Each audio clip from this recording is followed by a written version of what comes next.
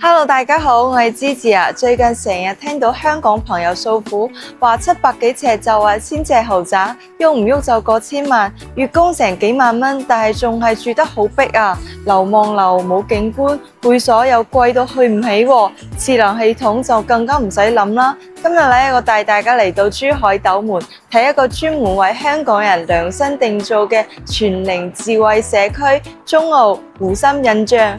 佢哋係760幾尺單位，但係實用面積堪比香港嘅1000尺豪宅。即刻同我入去睇睇啦！首先講下點解要嚟珠海斗門買樓呢？特別係斗門湖心新城，香港人最怕就係交通不便，但係呢度咧完全唔同喎。呢度鄰近珠海龍脈香海大橋，15分鐘咧就可以到香洲主城區，1小時就可以搞掂粵港澳生活圈。港珠澳大橋、紅河大橋、金海大橋就喺隔離，去澳門30分鐘，去香港都係1個鐘左右。對比香港，你住新界去中環返工可能都要1個鐘啦，但係呢度同樣時間咧，你可以穿梭粵港澳。究竟喺珠海買樓點樣選區呢？珠海幾大板塊入邊，橫琴太貴，金灣太遠，市區又逼，湖心新城就係珠海政府重點發展嘅城市生活圈，22億資金升級為教育配套。周邊嘉禾城廣場、正光廣場、萬達廣場、金灣華發商都5大商圈環繞，落樓行幾分鐘就可以買到嘢。香港要行幾條街先有商場，呢度商業密度高到爆喎。園林設計都好有心思㗎，以公園住區為理念，成3萬平方米中央園林搬到你屋企樓下，平時同朋友仔啊、家人啊喺度散下步都好超㗎。10大主題會所真正全年齡段社交空間，香港啲會所喐下就成千蚊，但係喺呢度社區配套業主專享。會所包括有兒童遊樂、潮玩、健身、電競、棋牌、康養、社區食堂等等，3代人各得其所。香港會所多數都係健身房加泳池，但係呢度有10大主題喎，連社區食堂都有，真係一次性滿足晒你10個願望啊！嗱，呢度咧就係我哋嘅兒童區啦，呢度有幾十種小朋友最中意嘅益智遊戲，真係足夠玩啦。仲有呢度真係好大喎，幾十個小朋友喺呢度玩，真係好開心啊！嗱，之前而家就帶大家睇一間88平方約900尺嘅華為智能生態房，號稱年輕人嘅最愛。香港幾百尺可能都要幾百萬啦，但係呢度可能只要香港唔到1/3嘅價錢。間好方正，玄關有超大鞋櫃、正音門鎖，仲有一個咁大嘅開放式嘅廚房喎。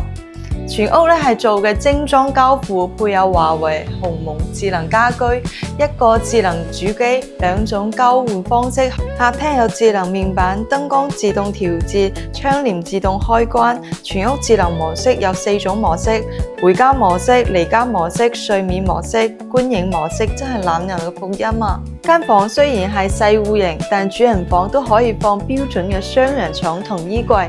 香港800尺3房，可能其中有間房細得只有幾十尺，但係呢度咧每間房都好實用，飄窗台面用耐用材質，可以坐可以儲物，衛生間配智能馬桶、恆溫龍頭。呢就係我哋嘅兒童房啦，都夠細大㗎啦，房間裝修得好英啊，小朋友肯定鍾意。嗱，呢個區域咧就係多功能房啦，你都可以根據你嘅喜好去改成其他嘅風格。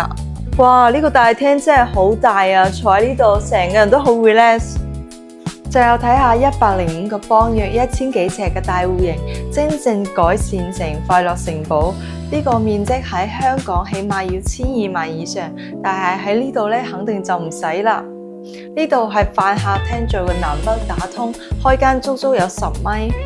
出面咧就係我哋嘅園林，出面係園林景觀，一覽無遺。